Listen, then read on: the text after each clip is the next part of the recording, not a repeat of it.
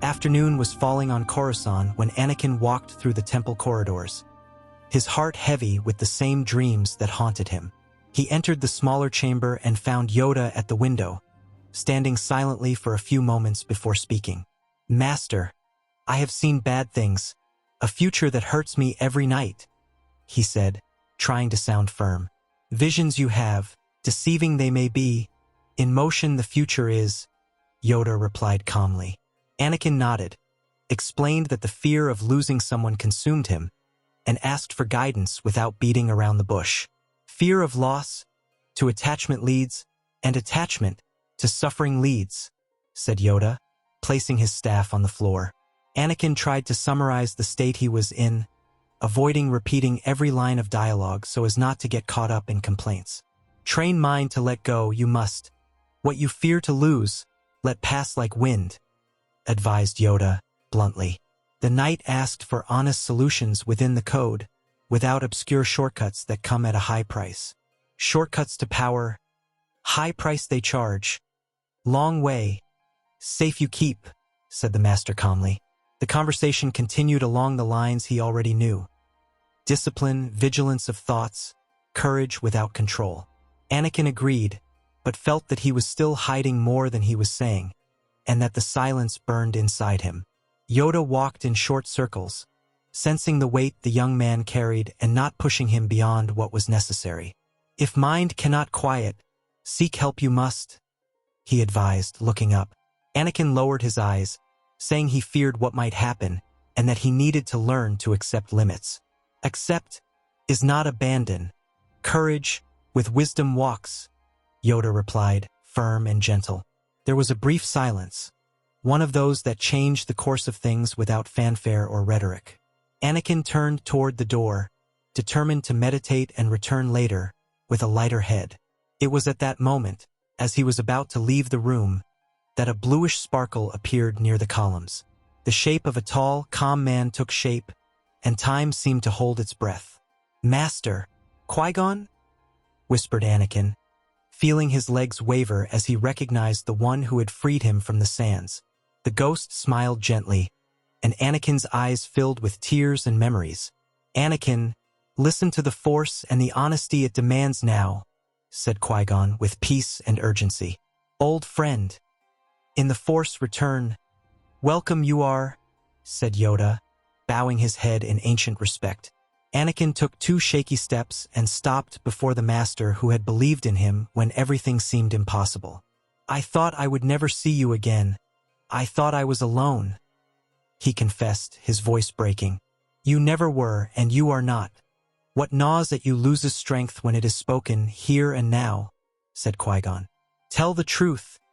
It is the beginning. Healing comes next," added Yoda, approaching him. The young man found his breath, like someone stepping onto a sturdy bridge built over an intimate abyss.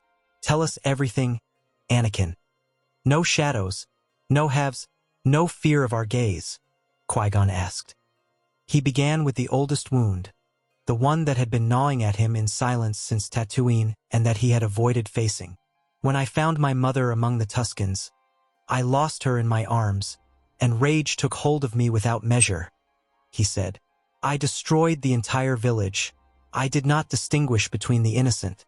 I let the fire decide for me," he confessed hoarsely.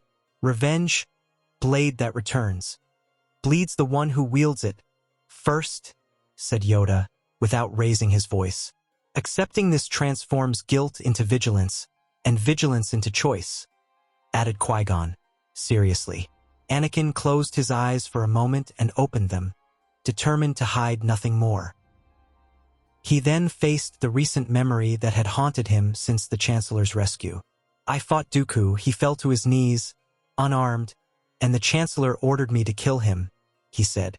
"I obeyed, and since then I feel that I have betrayed what I was trained to be," he added, ashamed.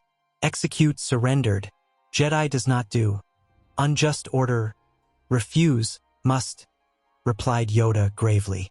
"If someone tells you to silence your conscience, they are asking for your soul in exchange for convenience," said Qui-Gon. The room grew a little colder, and the Chancellor's name hung in the air like a dissonant note. Finally, he touched on the core of his unrelenting fears, the center of everything. I married Padme in secret, and today she is pregnant. In my visions, I see her dying in childbirth, he revealed. That is why any promise to avoid death sounds like salvation, even when it may be a trap, he said. To love, a Jedi can. To possess, not. To protect, without dominating, must. Yoda taught with precision. Love is your strength as long as it does not become a chain that another uses to drag you down, said Qui-Gon.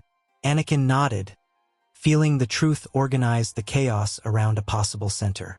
Yoda leaned on his staff, weighing each phrase as if weaving a bridge with strong fibers. Consequences, there will be, but a path we also open, he said without harshness. To train to let go, you will. To protect without fear, you will learn, added the elderly master. And we will go with you as far as honesty demands, without letting you go halfway, assured Qui-Gon. Anakin looked up, surprised to find acceptance where he had feared only punishment. He realized that admitting the shadow had not expelled him from the light. It had only shown him where to light lamps. I want to learn to protect without despair, and I ask that we investigate the order I received from the Chancellor, said Anakin. Investigate. We will, blind haste. We will avoid, replied Yoda thoughtfully. Truth has its own rhythm. Follow it, and it will lead you without breaking your bones, said Qui-Gon. The silent agreement between the three formed a circle that no one intended to break. The Force seemed to circulate in the room more clearly, without so much noise of fear and vanity. Anakin felt that, in speaking, he finally had something solid to stand on. For that night, they decided that Anakin would return to his quarters and tell Padme that he had sought help. Today, rest. Tomorrow walk, said Yoda, making room for the next step. Tell her that you have chosen the light. Allow love to be a shelter, not a shackle, advised Qui-Gon. Anakin bowed his head in gratitude, and the weight on his shoulders lessened noticeably. He understood that fear loses its power when shared with those who can help carry it, and that true courage rarely shouts. It almost always speaks softly and delivers. Before leaving, Anakin turned to the masters and left a promise hanging between them. Tomorrow I will tell you what is missing and accept the consequences. I want to be the Jedi you saw in me, he said. See, we have seen. Become, you will see, replied Yoda, allowing a brief smile that did not distract attention. I am here, and I will be here, as long as you choose to listen to the Force and the truth, assured Qui-Gon. The door opened, and with it the concrete possibility of a different path from the abyss that was looming. In the silence that followed, two masters knew that the flickering flame had decided not to go out. Anakin walked through the corridors with firmer steps than when he entered, even though the night was dense. He thought of Padme, of the children to come, and of the responsibility not to surrender his soul to despair. He thought of the day Qui-Gon freed him and why Yoda never closed his ears to a student. I am not alone, he murmured, and the phrase served as a cloak against the winds that cut through his skin. There was discipline ahead, repairs to be made, and difficult decisions to be made. But for the first time in a long time, he had a direction that did not push him to the edge. In the dormitory, before knocking, he leaned his forehead against the door and allowed himself to breathe without haste. I will tell her everything, without fear, without veils, and sleep beside what I can still protect with the light, he thought. He remembered the advice. Love without possessing, protect without dominating, guide without controlling. He remembered the words about shortcuts that take a toll on the soul and decided not to pay that price. The sound of the corridors diminished, and the silence finally seemed like a place to rest. Tomorrow, the conversation would resume, and he would face it with the two masters by his side. Yoda remained for a few moments in the chamber, staring at the place where Qui-Gon's light still seemed to shine. Long the path will be, but on the path he is, he said almost to himself before slowly leaving. Qui-Gon watched the night through a window, like one who watches over a sleeping guardian. He has chosen the bridge of truth. It always holds more than fear promises, he murmured. The city flew by outside, indifferent to the destinies woven together in a few words. And the Force, silent, moved like a river that finds the sea after difficult curves. When Anakin lay down beside Padme, the uneasiness did not disappear completely, but it changed form.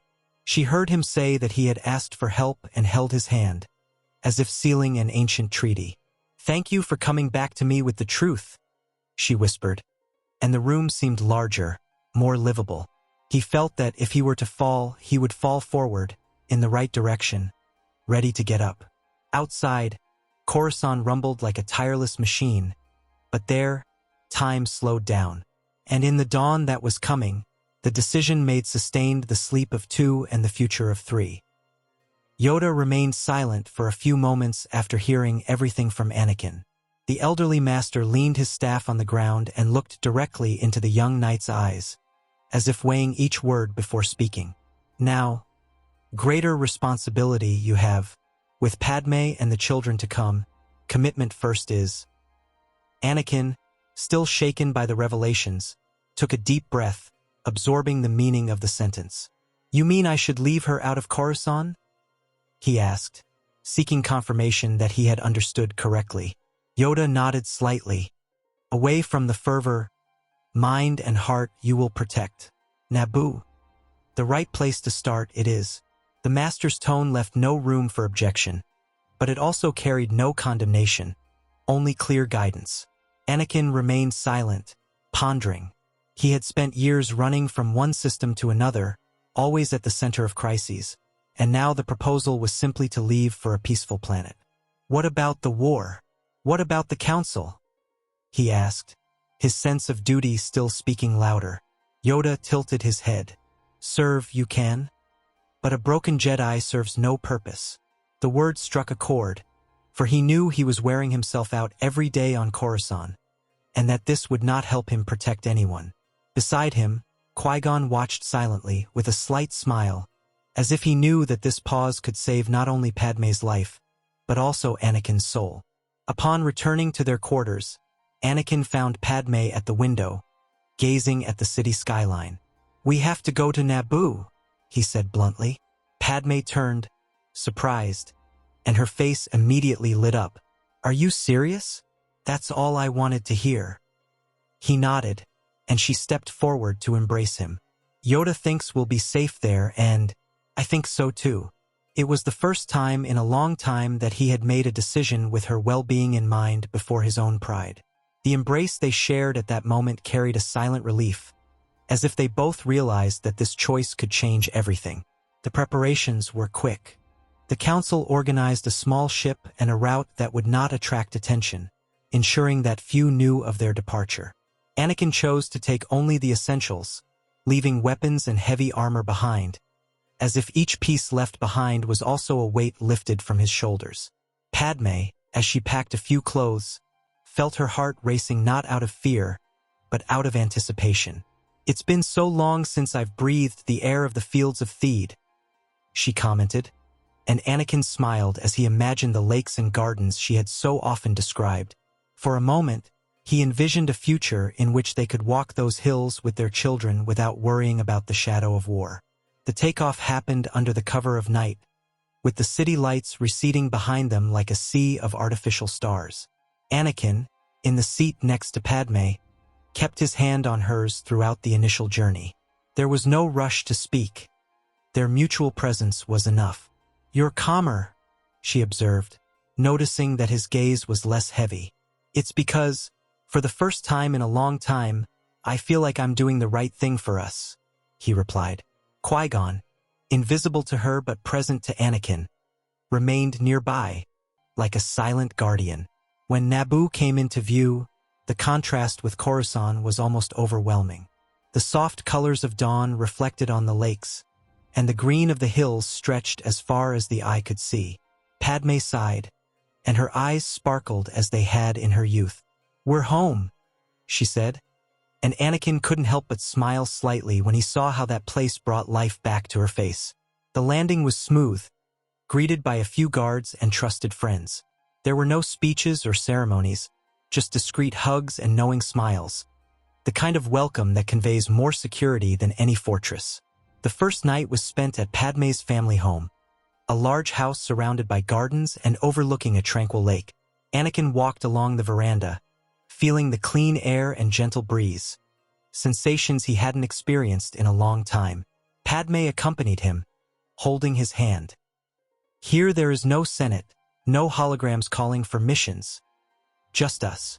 He agreed, realizing that the simple absence of city noise was already slowing his thoughts.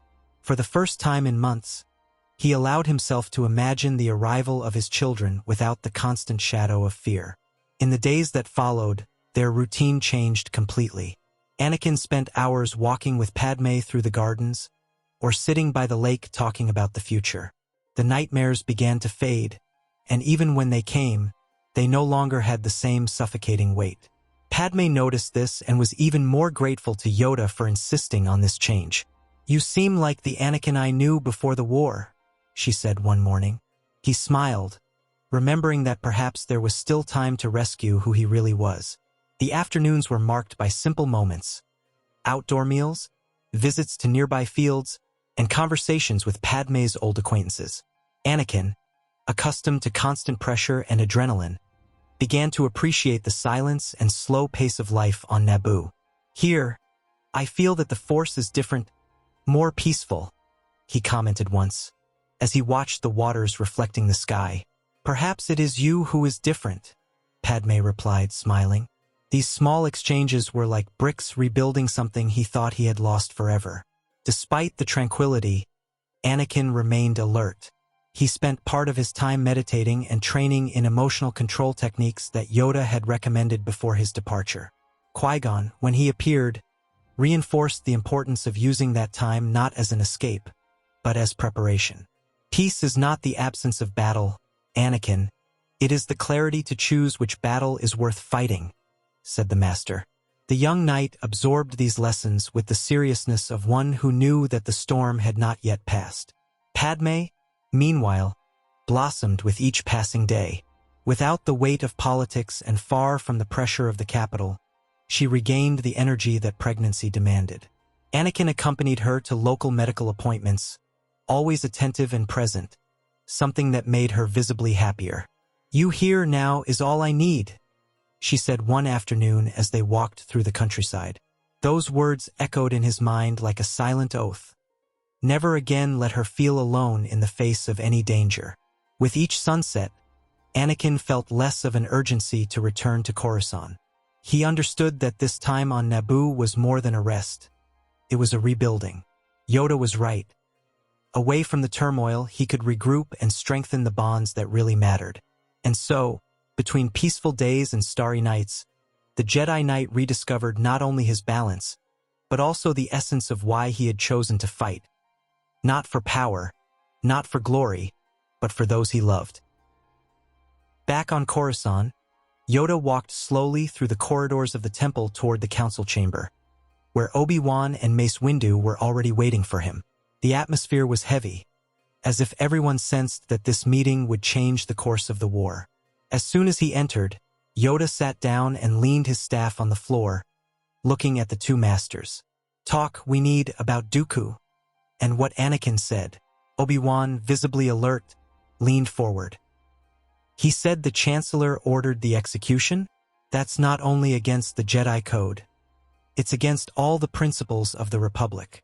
Windu crossed his arms, his gaze sharp. "That is exactly what I feared. Palpatine is overstepping all bounds."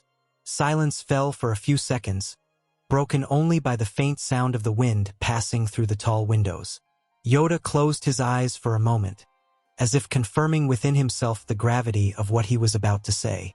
"Order to kill an unarmed prisoner. Jedi would not do. Sith, yes." Obi-Wan's eyes widened, and Windu clenched his fists. "So you believe that Palpatine?" Yoda opened his eyes steady. "Believe I begin to believe. Shadow of Sith upon him is." Obi-Wan exchanged glances with Windu, the tension building like a storm about to break. Windu took a deep breath and spoke with determination in his voice. "If he is indeed a Sith, then we are not just dealing with a corrupt leader. We are dealing with the enemy behind this entire war. Obi-Wan nodded slowly. And that would explain the sudden rise of his political power, the constant manipulation of the Senate, and now the order to kill Dooku. Yoda raised his staff and tapped it lightly on the ground. Long plot. It was. Patience, he had. Waited for the right moment. And now, reveal himself, he begins. Obi-Wan's mind worked quickly. If he is the Sith, then Dooku was not the master, as we believed. He was just another pawn. Windu agreed, his expression hardening. Which means that all this time, from Naboo until now, we have been deceived. Yoda looked down, thoughtful. Deceived by trust and blindness we were. War, perfect distraction is. Obi-Wan leaned back in his chair, feeling the weight of that conclusion. The manipulation went far beyond the battlefield. It was a chess game where every move the Jedi made had been predicted. We must act, and quickly, said Windu, breaking the silence. The longer he remains in office, the harder it will be to remove him. Obi-Wan, however, raised his hand in a restrained gesture. We cannot act impulsively. If we accuse the Chancellor without proof, the Senate will side with him, and we will look like traitors. Yoda looked at the two, weighing urgency against prudence. Proof. We need. But wait too long. Risk it is. Windu leaned forward, his voice grave. We already have sufficient proof. Anakin's confession and Dooku's death by his order. Obi-Wan rubbed his chin, pondering. But that confession is only valid to us. The Senate will demand more concrete evidence. And if Palpatine senses that we are against him, he will act first. Yoda nodded slowly. Alert. We must be. But confrontation, inevitable it will be. Windu rested his hands on the table. Then we must prepare. If he is indeed a Sith, we cannot underestimate him. He has defeated Jedi Masters in the past, and he will show no mercy. Obi-Wan felt a chill at the thought of the Chancellor's power being revealed in full combat. And Anakin? Obi-Wan asked, turning to Yoda. He has a close bond with Palpatine. That could be an advantage, or a huge risk. Yoda shook his head. Risk, great, but far from Palpatine he is now. On Naboo with Padme, protected. He is. Windu narrowed his eyes. Then we have time. Little, but we have it. Obi-Wan breathed easier knowing that Anakin was out of the Chancellor's direct reach. That means when we act, we won't have to worry about him in the middle of the fight. At least for now. The discussion delved into the details of the approach. Windu advocated swift action, going directly to the Chancellor's office to force him to reveal the truth. Obi-Wan suggested a discreet investigation, perhaps intercepting communications or accessing restricted files. Yoda, however, remained between the two positions. Speed and caution, balance we need. The tension between acting and waiting was palpable in every pause, in every exchange of glances. It was clear that, whatever the choice, confrontation was inevitable. Obi-Wan leaned back again, analyzing the risks. If it is a Sith, he will fight. And if he fights, we cannot go unprepared. We will need the best. Windu agreed. I will go ahead. If it is necessary to arrest him, I will do it myself. Yoda raised an eyebrow. Alone, you must not go. But leadership, you will have. The decision was forming, and the air in the room seemed heavier with each passing second. They were no longer talking only about politics or suspicions. They were talking about facing the enemy who had been moving the pieces from the beginning. The conversation ended with a consensus. Palpatine would be confronted. The longer we wait, the stronger he becomes, Windu said with conviction. Obi-Wan, still cautious, agreed. Then we must move before he realizes. Yoda leaned on his staff and stood up, ending the meeting. Prepare ourselves, we must. Tomorrow, we will act. The words sounded like a final note, but also like the ringing of a bell calling to battle. When they left the room, none of them spoke. Each was lost in their own thoughts, visualizing what was to come. Obi-Wan walked with the weight of knowing that the next day could change the history of the Republic. Windu, for his part, was already mentally preparing for combat. And Yoda, with the serenity that only decades of experience could give, knew that they were about to face one of the greatest threats in Jedi history. The fate of many would be decided in a few hours. Outside, the city continued its frenetic pace, oblivious to the fact that high above the Jedi Temple, 3 masters had decided to challenge the most powerful man in the galaxy. The sun was setting, tinging the buildings with gold, as if to give one last glow before the shadows fell completely. And in the heart of the council, the decision was already sealed. Palpatine could no longer hide behind the title of Chancellor. Dawn in Coruscant arrived quietly by the city's standards, but in the Jedi Temple, every sound was amplified by anticipation. Yoda, Windu, and Obi-Wan gathered in the hangar, ready to depart. There were no entourages, no speeches, just 3 masters determined to end a shadow that hung over the galaxy. "Ready are we?" asked Yoda, climbing into the small ship. Windu nodded. "Today, Palpatine's mask will fall." Obi-Wan adjusted his lightsaber belt, aware that what they were about to do would forever mark their lives and the Order. Without further words, they set off for the Chancellor's building. The ship landed discreetly on the platform, and the 3 proceeded down the entrance corridor. Senate security guards attempted to intervene, but a simple gesture from Windu was enough to persuade them not to get involved. Palpatine's office was ahead, with tall, imposing doors, and for a moment the silence seemed deafening. Upon entering, they found the Chancellor behind his desk, his expression calm, almost curious. "To what do I owe the honor, Jedi Masters?" he asked, his voice laden with false cordiality. Windu stepped forward.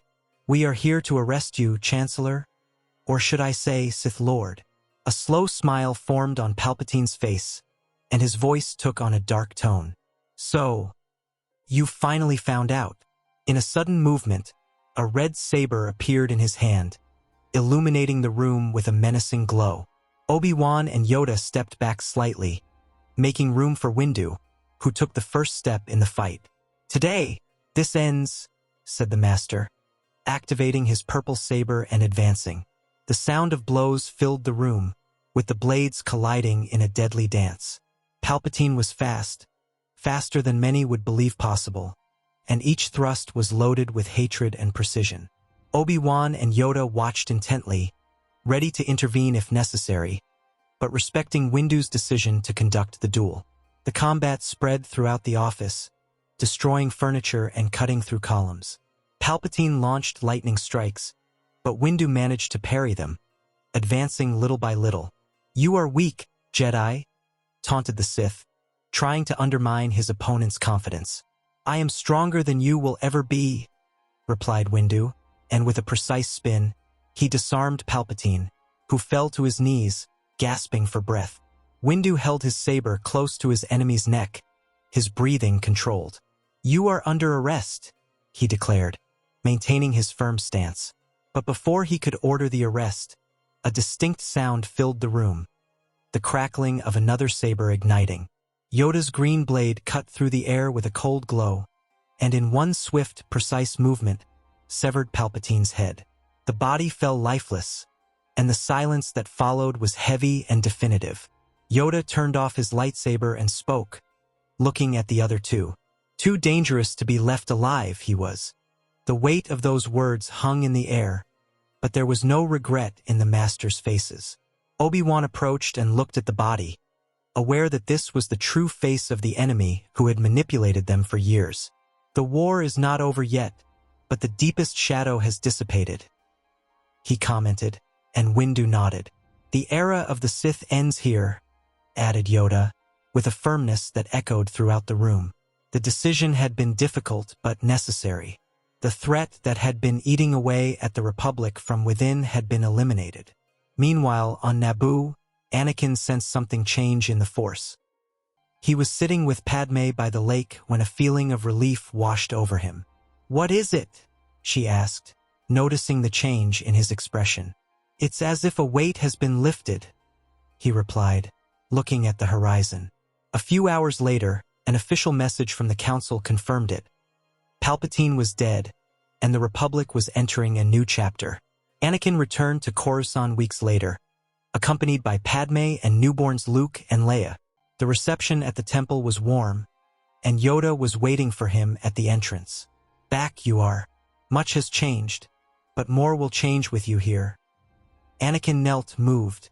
"I don't deserve it, but I appreciate the chance." Yoda placed his hand on his shoulder. "Deserving is built, and you have built it." Obi-Wan watched from a distance, proud to see his former apprentice back on the right path. The following years were marked by reconstruction. Anakin began to serve as an example of discipline and balance for the younger ones, showing that even those who have strayed can return to the light. Padme continued her political career, advocating reforms that would strengthen the Republic and prevent the rise of new tyrants. Luke and Leia grew up under the influence of both parents, inheriting both compassion and courage. Anakin, over time, was fully reinstated to the Jedi Council. His experience and maturity, coupled with the lessons learned on Naboo, made him one of the most respected leaders of the Order. "Master, it is an honor to have you back," said Obi-Wan at one of the first meetings where they shared the council table. Anakin smiled. "It is an honor to be back, and it is an honor to know that I was never alone, even in my worst days." And so, the galaxy moved forward, scarred by a dark time, but also with renewed hope for those who chose to fight for what was right.